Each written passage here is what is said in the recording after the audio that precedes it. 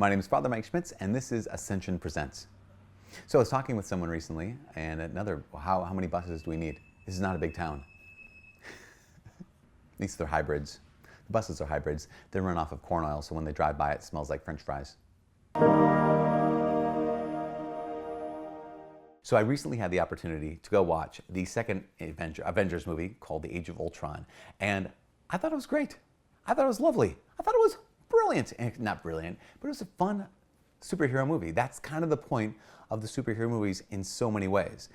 But I read some message boards in some reviews that people had given. They said, I expected it to be, darker. I expected it to be scarier. A great way to kill joy is have expectation. I invite you, go into the movie thinking it'll be what it is. And basically, it is the same movie. There was a 12-year-old girl who went to, as the first Avengers, the 12-year-old girl who went to a pre-screening of Avengers 2, and she came out and she said, well, the first movie, the Avengers teamed up to defeat a mindless bunch of aliens, and in the second Avengers movie, they teamed up to defeat a mindless bunch of robots. It was the same movie. But she didn't say it with any hint of regret or disappointment. It was like, yeah, it's fun. The first movie was great. So it's like this. It's like you have chocolate chip ice cream, and you have a scoop of that, and you eat it, and it's awesome. And you order a second one, and you eat it. It tastes the same, but it's still awesome. That's what the Avengers 2 is all about. One of the reasons is because of Joss Whedon, the writer and director and producer of this movie. Joss Whedon does a fantastic job. He loves comics. And so he's able to tell a comic book movie that's true to the comic book characters. He's so good at that. Secondly, Joss Whedon writes great dialogue. He writes snappy dialogue. He writes great banter. That's number two. But the crazy thing is this. In all these movies that are coming out right now, there's a lot of, it's kind of the same motivation. The same motivation is this. In the face of a lot of danger, how do we most protect the people around us? And it makes sense. I mean, that's kind of what the whole superhero genre is all about. In the face of a lot of danger, how can I protect the people around me? Think of Winter Soldier, Captain America, number 2. What happens? We have Hydra, disguised as S.H.I.E.L.D., that's going to do this preemptive, spoiler alert, that's going to do these preemptive strikes to try to, take away liberty, but ensure peace ahead of time. And what do you have in this Avengers 2, Age of Ultron? What you have is Tony Stark, who sees that, yep, there are aliens out there that are more powerful than us as human beings. So how can I put, as they say in the movie, put a suit of armor around the world? How do I protect people by taking away their freedoms? Now, this is the interesting thing. This is almost what every single totalitarian government has ever tried to do, to protect people by taking away their freedoms. In fact, it reminds me of, back in the day, they had some dystopian literature was kind of a deal. In 1984, there was a book, 1984, by George Orwell. There's another book about this dystopian future called The Brave New World by Aldous Huxley.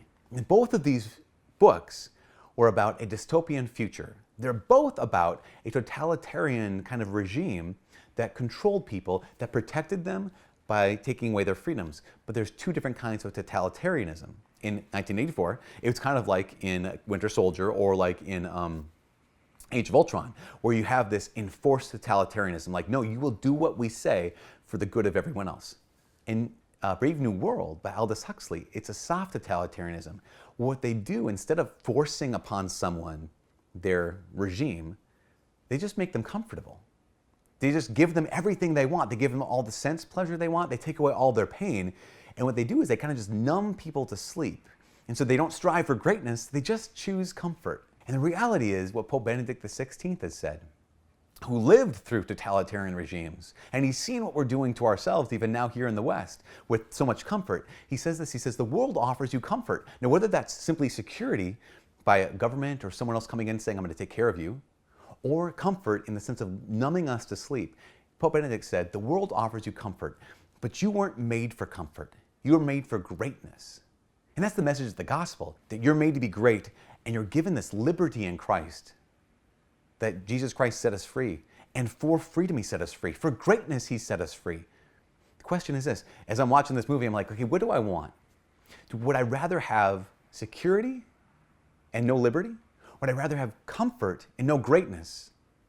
Or would you and I rather live in a world where, like, no, actually greatness is possible, where danger is possible, but so is liberty, so is excellence, and so is a great life?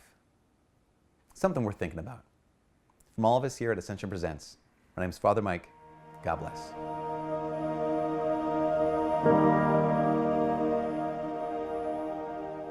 If you like this video, or if you want to share it with somebody, please feel free to like it, subscribe to the AscensionPresents.com. Please feel free to share it with somebody. You know, maybe there's somebody out there that you think, they could use this message.